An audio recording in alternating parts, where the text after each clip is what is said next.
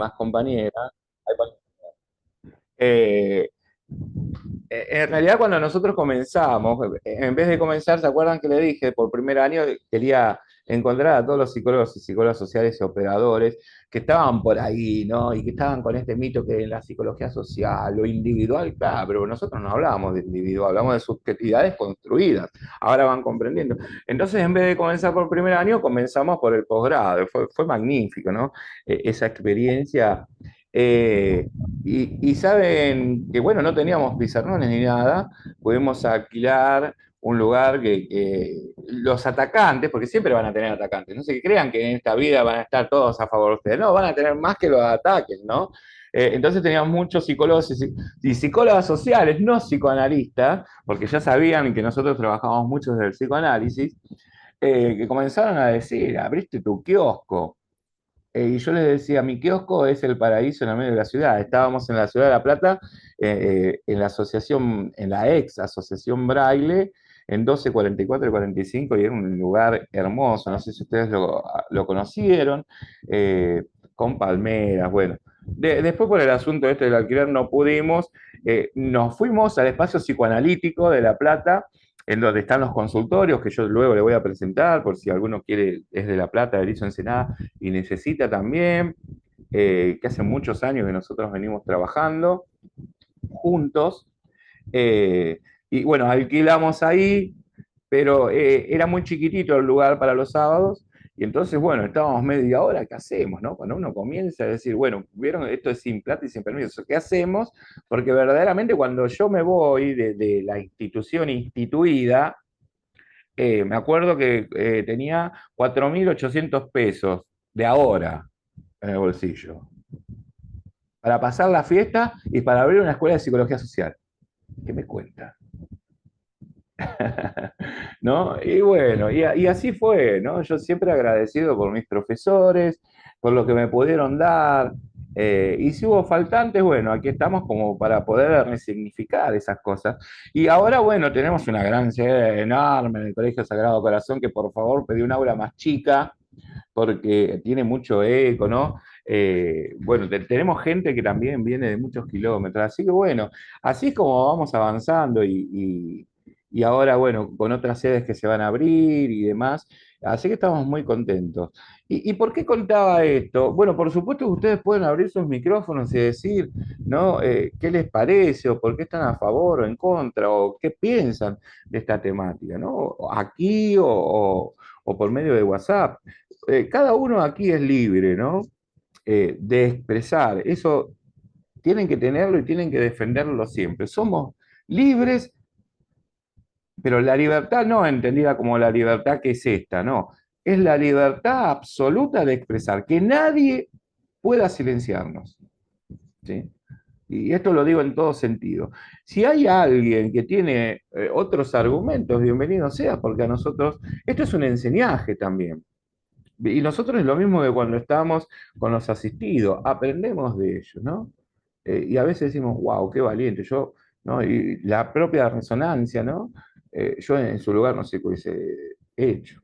Cuando vienen por ahí asistidas, sobre todo madres, ¿no? Que me dicen, y no, y se murió mi hijo, y a los 3 meses se murió mi otro hijo. Wow, ¿viste? Porque también tenés que estar fuerte en ese sentido. Bueno, lo que ustedes quieran decir con respecto a esta deconstrucción, la idea es que para poder hacer una deconstrucción, ¿sí? De la identidad, entonces primero tiene que haber una construcción, porque no podemos deconstruir algo que no está construido, aunque esté construido a medias, ¿sí? Entonces, por eso marco a la adolescencia, pero la adolescencia no tiene que ver con lo cronológico, como ya dije. Más adelante vamos a ver. El tema es que todos fuimos mal enseñados y por lo tanto somos mal aprendidos de todas las etapas de los ciclos vitales que respondían a una época cronológica, así como nombré en el duelo, ¿no? Que ese duelo, de una u otra manera, era como jerárquicamente, hoy estás así, mañana tenés que estar así, y eso no es así, sino que nuestra vida es espiralada, y hoy estamos aquí, mañana no sé, bueno, mañana voy a estar cumpliendo un año más, dicen, bueno, ahora en un par de horas. Y justamente haciendo una deconstrucción decía, bueno, ¿qué vas a hacer para tu cumpleaños? Yo, nada. Voy a salir de la falacia de que yo, que cumplo años, tengo que gastar para darle de comer a un montón. Y todos me miran así, porque esto también ustedes se tienen que acostumbrar a no decírselo a todo el mundo, porque el mundo no te va a entender. Pero ¿por qué yo tengo que pagarle el asado a todos que yo estoy en un momento de mi vida en donde casi ni como? Páguenlo ustedes, chicos, ¿no? Entonces, bueno, fue una así, bueno, vas a venir conmigo, bueno, yo no puedo, o sea, juntar a todos. Entonces, ¿qué vas a hacer? Nada. Eh, pero bueno, esto también es una crítica de la vida cotidiana y de las cuestiones que uno parece que está esperando, ¿no? No hay ningún pesar, porque como decía Sabina, mis 50 y 10, ¿no? Bueno, parezco de otra edad, entonces bueno, tampoco es que tenga 60, ¿no? Pero tengo números que no se nombran, porque en la psicología social lo cronológico sirve simplemente como la posibilidad de abarcar si hay una relación entre el desarrollo evolutivo, ¿sí? Y también lo que tenga que ver con lo cognitivo, pero sobre todo con la inteligencia, podríamos decir, emocional, ¿no? Y un montón de otras cosas que tienen que ver con esta crítica. Bien, vamos de acuerdo. Después lo que no estén de acuerdo y quieran charlar, eh, claro que están totalmente invitados, ¿no? Porque es un tema, a mí me ha costado muchísimo, me acuerdo, porque siempre vieron que en psicología social o en acompañamiento terapéutico, bueno, en realidad en enfermería, la gran mayoría son mujeres. Y ¿saben lo pesado que se hizo en una época de un movimiento? Me acuerdo, ¿no? En una técnica psicodramática que quise utilizar, que era, bueno, ¿quién estaba a favor y quién estaba en contra del aborto en una institución? Y como yo soy caótico, como este pizarrón, esto es de madrugada, ¿ah? Entonces, como soy caótico y sabía que no se podían mover, yo quería ver si se movían bien de los roles. Entonces jugamos, todo el grupito, ¿no? Medio salón que estaba a favor de los, ¿se acuerdan los pañuelos? De los pañuelos verdes, ¿no? Y los de los celestes. Entonces los pañuelos verdes ahora eran celestes y tenían que defender por qué eran celestes. Sí, y los verdes lo mismo, ¿no? En la oposición. Hubo gente muy enojada. Ese día explotó la institución y por supuesto que casi fue expulsado. Gente enojada que no se podía poner en juego, porque eran valores, ideales, pero era un juego psicodramático de un acting. Y era para comprender qué podía pensar el otro. O sea, se negaban a la comunicación, un mecanismo de resistencia. Entonces, bueno, también tenemos gente muy fija en ciertas cuestiones que no te permite, ¿no? Entonces, en esa época, muchos de los docentes masculinos, podríamos decir, éramos mal mirados, y vos te tenías que cuidar en cada una de las palabras.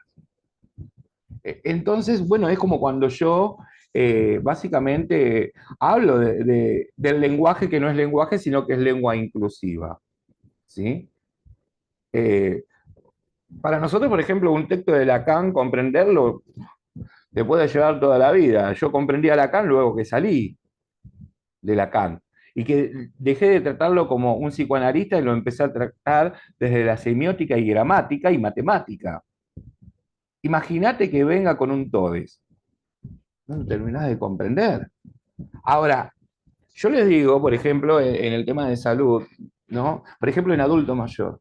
Yo entiendo toda tu ideología, tu vocabulario y todo, pero imagínate que vos caes ahí y le decís, hola, huele, ¿cómo está enterado todes? No te entienden un carajo. Sí, es esta la realidad. O sea que el lenguaje o la lengua y el habla tienen un contexto, y vos lo podés utilizar en un contexto. Y, no, y yo sé que va cambiando porque está la mutabilidad del signo lingüístico y que tiene que ver con estas cuestiones, ¿sí? Diacrónicas, pero hay algo que no tiene que cambiar, que es el cambio que sugiere que el otro esté obligado a entenderte, porque ahí entonces no es libre. Y pasamos de nuevo a lo instituido como en todo. Entonces de a poquito se puede lograr, como se ha logrado, como ejemplos que yo di acá. Y no me parece mal, pero no que sea obligatorio. Lo obligatorio hace que se pierda la libertad, sobre todo cuando se cae en un régimen autoritario, represivo o discriminatorio. Entonces vos podés tener tus argumentos y yo te lo respeto si estás o no a favor del aborto. Pero no impongas, ¿no? No impongas ideas, no hagas del otro un depositario, compartí. Entonces, cuando vos compartís las ideas, el otro tendrá la posibilidad de la elección. Porque mucha gente no lo acepta porque tampoco tiene los fundamentos claros, ¿sí? Entonces, bueno, viene por ahí. Pero por supuesto, en temas de género podemos hablar muchísimas veces y siempre vamos ahí, pero nunca vamos a quedarnos en el binario y nunca nos vamos a quedar en la cuestión de la discriminación, pero sí en el respeto también. Y digo, hablando de derechos del niño, los respetos, ¿no? De los derechos del niño y de la niña, es decir, de las infancias, mejor dicho, tienen que ver con esto, estos cambios de término, y tienen que ver con ese respeto a dejarlo ser, crecer y desarrollarse y evolucionar, ¿no? En términos de identidad. Eso es lo que nosotros decimos. Bien, vamos a una idea que es la idea del aparato psíquico. ¿De acuerdo? Comenzamos un poquitito en esta introducción, hoy es una breve introducción. Yo lo puse por aquí, bueno, era muy de madrugada, a ver, sí, por aquí hay un triángulo, yo esto después se lo voy a dar, lo tengo hecho, no sé si lo tengo, pero bueno, se lo hago bien en Canva, siempre trato de hacer algo de eso porque si no es un lío, y no quiero ser un transmisor caótico. Básicamente lo que Freud piensa del aparato psíquico es como, lo piensa como una capacidad, ¿sí? Que lógicamente está relacionado con cuestiones que tengan que ver con los lóbulos, por su parte de medicina, de biología, ¿sí? Una capacidad, y por eso no hay que tener vergüenza, una capacidad de manejar la energía. O sea que el aparato psíquico tiene que ver con la energía. Por eso, también hay una teoría equivocada, es decir, en decir que no hablamos de espíritu o no hablamos de creencia. La creencia, la fe, tiene también la definición por detrás de ese significante de sujetarse a algo. Todos y todas si quieren, en algún momento debemos sujetarnos a algo en cuestión de creencia. Vos podés creer en el Gauchito Gil, vos en Dios, vos en tu mamá, vos en la pulserita que te saca de un ataque de pánico. Pero ahí hay una cuestión que se nos pasa, la cuestión de la fe, de la creencia, ¿sí? Y aunque uno diga es ateo, en algún momento de crisis, en algún momento de la vida, comienza a juzgarse a quién estoy sujetado, ¿sí? Bien, entonces en ese sentido, el aparato psíquico, primero que pone a dos personas con roles distintos y saberes distintos, ¿sí? Y ahí Freud va a hablar siempre, hasta llegar en los desarrollos del 18 y 19, de transferencia y contratransferencia. Pone a un doctor, a un médico, el psicoanalista, que es aquel, ¿sí?, que posee el saber, y a un paciente, paciente del deseo que no puede tolerar, que es aquel que enferma. Y desde ahí el diván va a marcar justamente lo que nosotros no tenemos o no postulamos, que es la asimetría, ¿sí?, la distancia asimétrica entre paciente, ¿sí?, y médico. Esto no quiere decir que no la tengamos, no la tenemos en un primer momento. Por eso la clínica no es la clínica de Freud. Freud establecía una clínica de diferencia de roles, ¿sí? ¿Para qué? Para que la transferencia y contratransferencia jueguen equilibradamente. Ni muy positiva, porque muy positiva él decía que se convierte en el gran obstáculo del enamoramiento, de la identificación. Yo hago todo lo que vos me decís porque sos mi psicólogo. Sigue pasando esto, ¿no? ¿Sí? Ni tampoco es muy negativa. La negativa tiene que ver con la resistencia que presenta el paciente a la hora de decir, no, no te digo nada o lloro todo el día. Y entonces, de alguna manera, tanto los extremos positivos como negativos son un obstáculo en la cura psicoanalítica. Por eso la transferencia y contratransferencia la puede hacer a partir del diván, del escritorio o de lo que fuese. Nosotros nuestra clínica es de la inclinación hacia el otro. porque sostenemos esto, no podemos intervenir, no podemos operar si no lo conocemos. Y además no es una clínica del saber. Nosotros le decimos, no como en la asociación libre que ahora vamos a ver, contanos todo. Tratamos de orientar, tratamos de conocerlo, de escucharlo, pero que no nos cuente toda la vida. Después de a poquito, ¿no? Porque de contarte todo, no vamos a utilizar justamente la asociación libre, ¿no? Fíjense los métodos que usa. Primero, en la punta de esa cúspide, digamos, de esa pirámide, ¿no? Si yo tendría que poner A, yo voy a decir que el psicoanálisis es la capacidad también, o porque te da la capacidad o el saber, de encargarse de los procesos anímicos. ¿Sí? Así tal cual lo define Freud. Por lo tanto, él lo plantea que es un método de investigación. ¿Qué es el método de investigación? Evidenciar justamente en esa época, porque la mayoría de las ciencias surgen, o de las disciplinas científicas, en contraposición de las otras. Entonces, había que contraponer primero a los métodos catárticos de la hipnosis, ¿sí? Que allá había cosas que no se veían, pero bueno, encontrando que, como encontramos nosotros, que mucha gente no podemos hipnotizar, entonces, bueno, Freud esto lo aclara y muy bien, ¿no? Pero sobre todo, o sea, del conductismo que estaba naciendo, que era la psicología experimental, en donde todo era consciente, directamente observable, empírico, y entonces ahí él presenta un método de investigación que dice, hay que evidenciar significaciones inconscientes. Por eso la primera idea de Freud tiene que ver con esto. La primera novedad es que no todo es empíricamente observable y aparece el inconsciente. ¿Sí? Ahora después veremos. Entonces, un método de investigación, investigar qué es el inconsciente, qué es aquello que no está, que no lo veo, pero que puede aparecer. ¿Sí? Así que ese sería como la punta, ¿no? Cuando él empieza a hacer una investigación, eh, ya en el 89 comienza, y bueno, ya en 1900 con la interpretación de los sueños la rompe, ¿no? Con el tema del inconsciente, porque justamente va a comenzar a hablar de cómo ese inconsciente existe y cómo puede acceder a la conciencia, mediante sus formaciones. Los sueños es la vía regia para esa interpretación, para ver el inconsciente, ¿sí?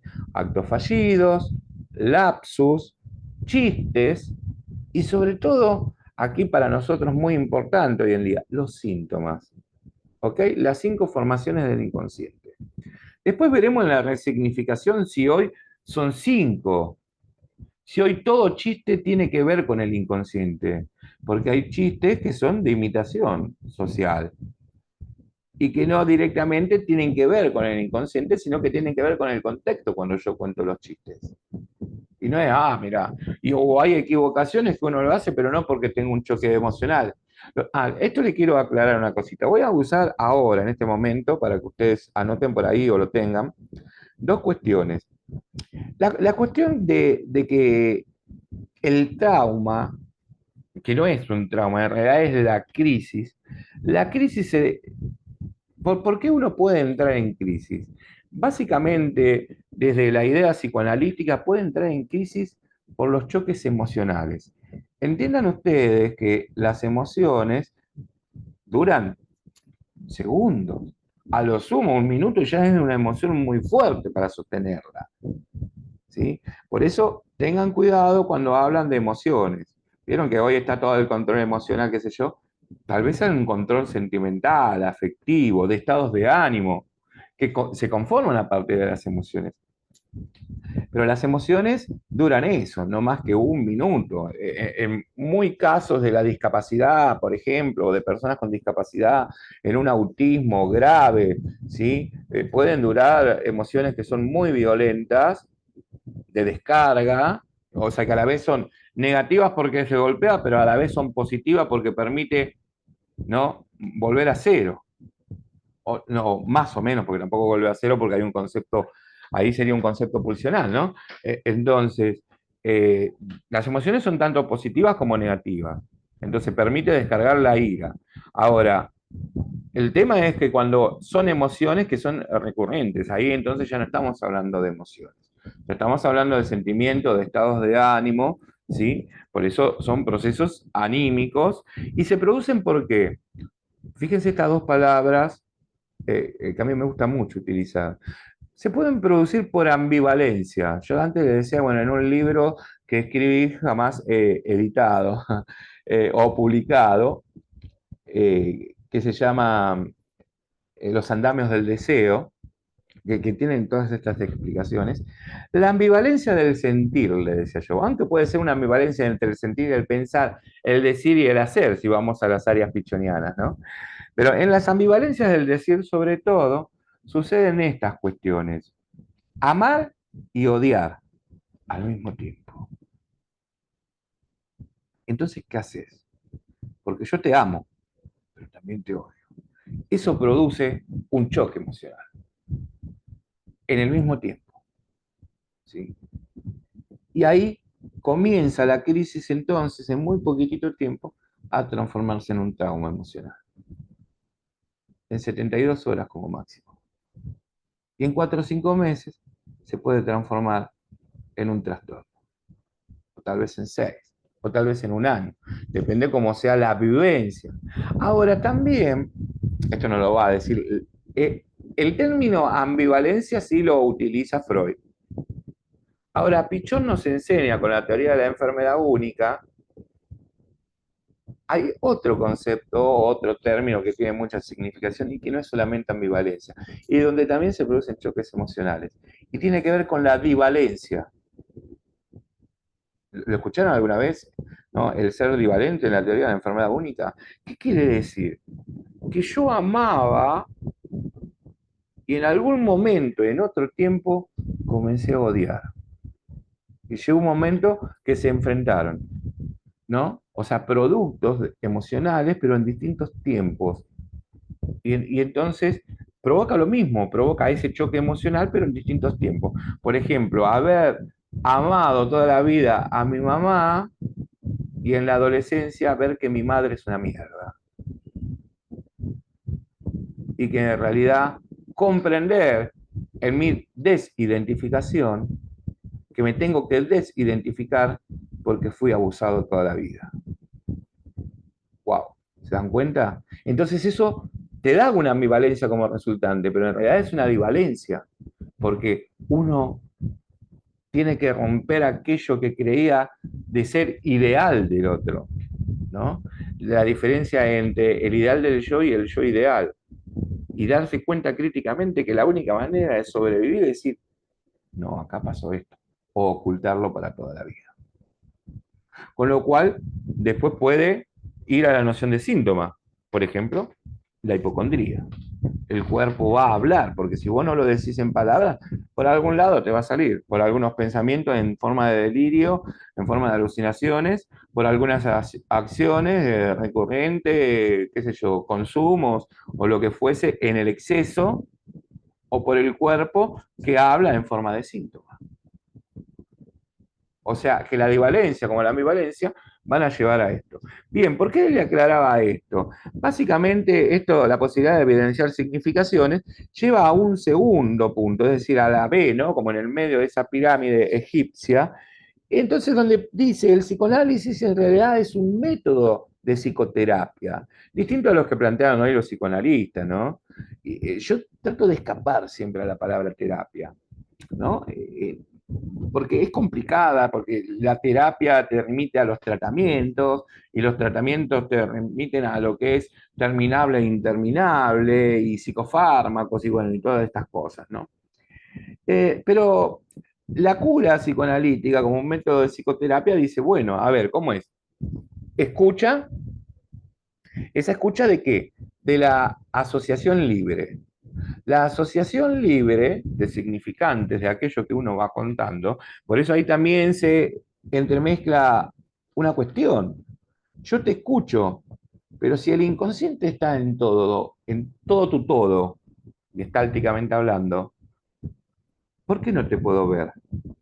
¿No? Porque hay veces que los psicoanalistas, sobre todo los antiguos, eran como las primeras misas que se daban, ¿no? Allá por la época de la Inquisición, el cura de espalda a la gente. Entonces yo quiero que me vea, yo quiero que me vea a los ojos mientras que yo te hablo. ¿Ustedes no demandan esto del otro? Pero vos me estás escuchando, sí, está con los jueguitos, ¿no? En la mesa ahí, vamos a comer, pero vos me estás escuchando, estoy diciendo, ¿cómo te fue en la escuela? Bien, y sigo con los jueguitos. No, no, hablame, mirame, prestame atención, no me veas, mirame, observame, y también con la observación se escucha, ¿no? Entonces, desde ahí el método de psicoterapia dice, bueno, hay un análisis que vamos a hacer, ¿no? Una escucha con una atención flotante, si vamos a escuchar todo, y aquello que se vaya repitiendo lo vamos a ir asociando con otras cosas que nos van diciendo, ¿sí? Desde ahí es que van a plantear algo que nosotros no vamos a plantear jamás, que es la interpretación. Entonces, asociación libre tiene que ver con el análisis, la escucha, análisis, ¿sí? Tiene que ver con la elaboración. Nosotros sí vamos a elaborar, pero sobre todo vamos a darle herramientas que vienen de las propias personas para que puedan elaborar. E interpretación, nosotros no vamos a interpretar. Nosotros vamos a volver a la dialéctica en tres momentos, ¿sí? En tres momentos.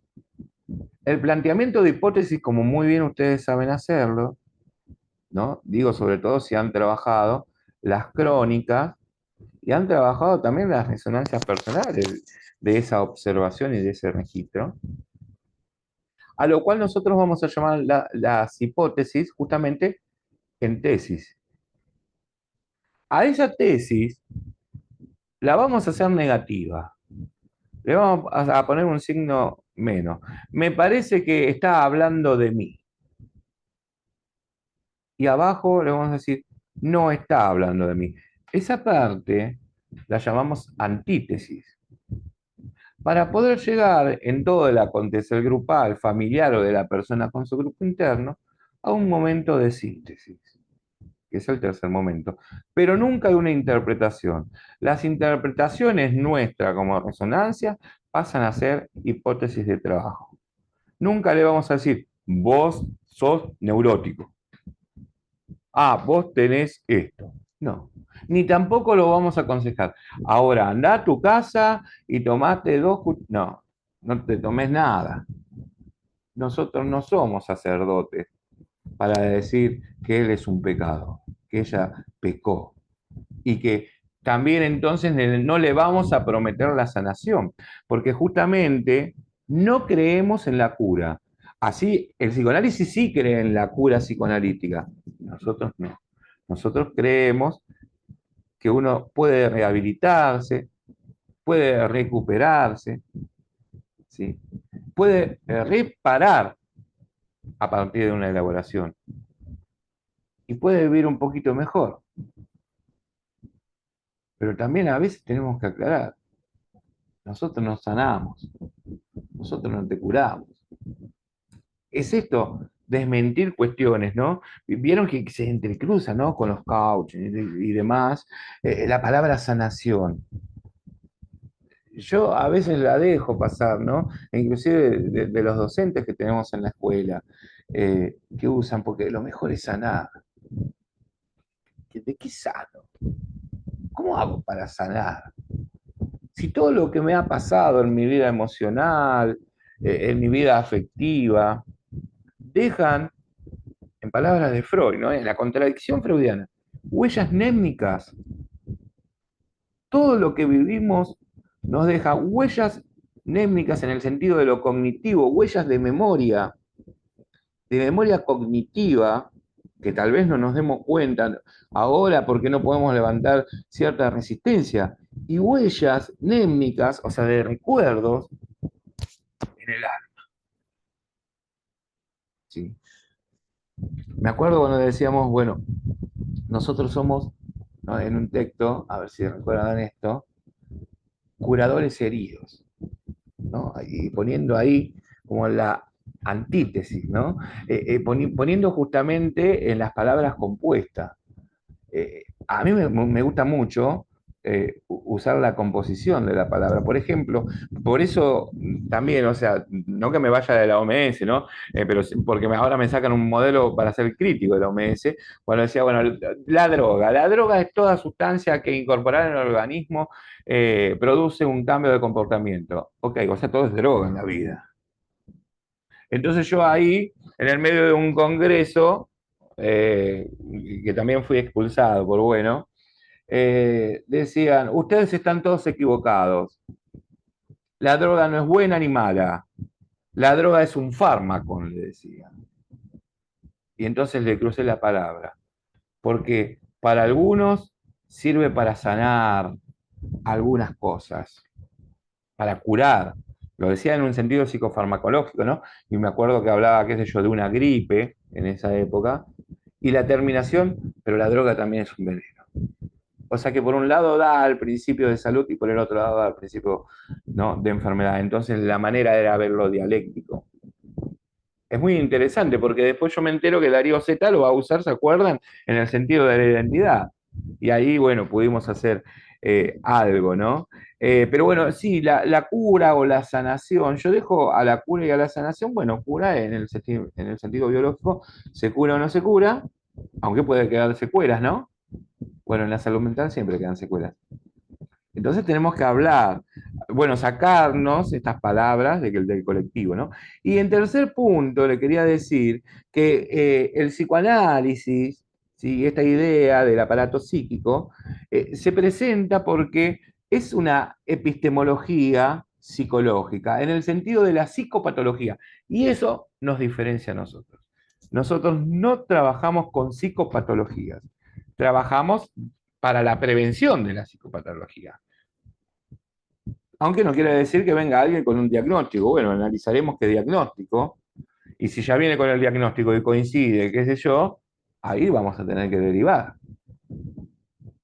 No podemos trabajar con una esquizofrenia ya formada. Por eso sí podemos trabajar previniendo una esquizofrenia en un consumo, por ejemplo, una esquizofrenia adquirida en un consumo problemático. ¿Se comprende? Y previniendo, ¿sí?, que ese consumidor, ¿no?, ver quién es, si verdaderamente tal vez sea el depositario y por lo tanto el portavoz de todo un síntoma familiar que lo puso en ese lugar. Y ahí es como trabajamos, ¿no? Y entonces en el análisis, en la teoría psicoanalítica, se trata de hacer esto. Ahora ustedes, porque ya lo estamos viendo, ¿no?, con este tema de deconstrucción, pero justamente es lo que hizo Freud también.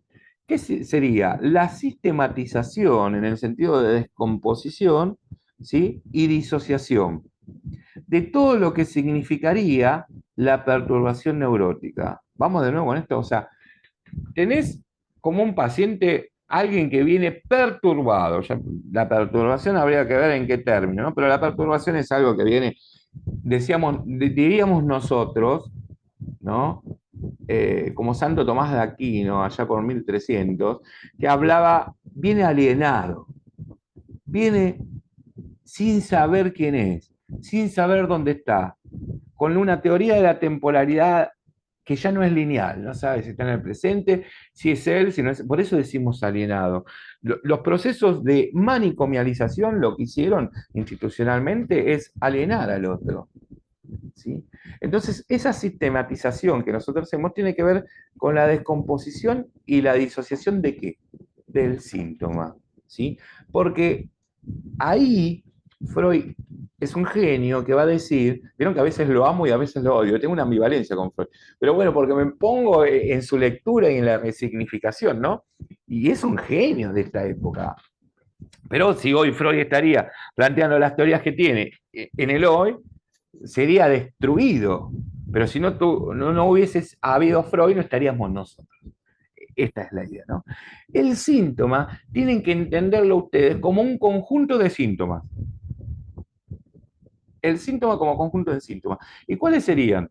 Crecimiento, desarrollo, nacimiento, crisis, trauma, lo que después nosotros vamos a llamar escena cero, relaciones, lo que nosotros vamos a llamar relaciones objetales, va a decir con el objeto de amor, vínculos, ganancias, pérdidas, necesidades, consumos, deseos no satisfechos, deseos casi satisfechos, identificaciones positivas, identificaciones fallidas, escuela, socialización, culturación,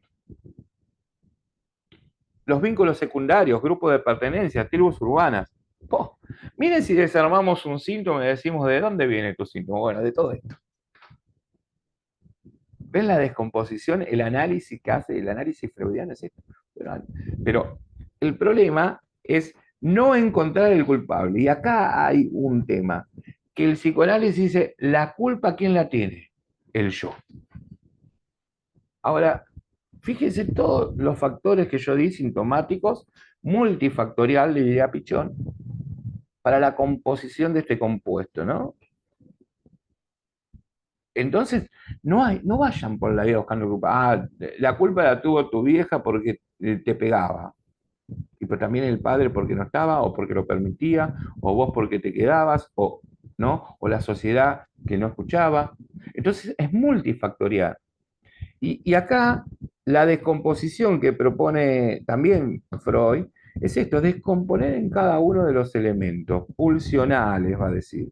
Ahí aparece el concepto de pulsión, de fuerza, de empuje, ¿sí? Y entonces cuando vos descomponés es como que algo se libera. ¿Qué se libera? La moción pulsional, justamente. Pero se vuelve a formar inmediatamente otra configuración. O sea que es un todo relacional en donde, como también diría Saussure o Benítez, por ejemplo, en la lengua, en donde todo está unido, asociado, nada está aislado. Todos los significantes cobran valor porque existen otros significantes. ¿Sí? Ahora, tenemos muy poquito para esto. La verdad, yo quiero que vean y que presten atención mucho a esto que yo le hablo de la metapsicología, que es el quantum energético. A mí me encanta hablar de esto. De hecho, he hecho una teoría que se voy a presentar, que no es las 3D, ¿no? De depositario, depósito y depositante, sino que la llamé las 3T. 3T, porque el aparato psíquico como capacidad de manejar esa y manipular esa energía puede transmitir la energía, puede transformar la energía, por ejemplo, qué sé yo, piensen que todo transforma una energía, hasta inclusive una planta, ¿no? Que puede agarrar, ¿no? En el proceso de elaboración de la glucosa, ¿no? La clorofila, poder entonces el cloroplasto absorber la energía calórica y transformarla en una energía, no sé, vamos a decirlo, en ATP, ¿sí? Para que me entiendan, no sé cómo andan en biología. Y entonces producir, ¿sí? Ese cambio, transformar la energía, nosotros podemos transformar. Y por último, podemos transfigurar la energía. ¿Qué quiere decir? Energía disfrazada. Esa última palabra me costó 3 años descubrirla, porque estaban las 3T. Tenía la teoría, pero me faltaba una palabra. Y ahí venía, ¿no? Porque venía, la energía se transmite, ¿no? Vieron cuando ustedes van a una casa y decís, uy, loco, qué mala onda que hay acá. No la sienten la energía que hay, ¿no? Y hay un montón de cosas que te dicen la mala onda. Uy, ya terminamos. La energía se transforma, porque la podés transformar, ¿no? Con lo que sea. Hasta con la creencia, y vuelvo a la creencia, de prender un saumerio. ¿No? O la energía que nosotros transformamos, que las emociones negativas, en transformarlas en emociones que sean positivas. Y la transfiguración. Podemos decir lo que el otro también quiere escuchar. Entonces la energía se transforma en dos pulsiones, en dos registros. Por un lado el afecto, por el otro la representación. Es esto lo que quiero hablar para la próxima clase, ¿sí? Tengan en cuenta los principios, por favor, que no es solamente que el aparato psíquico, ahora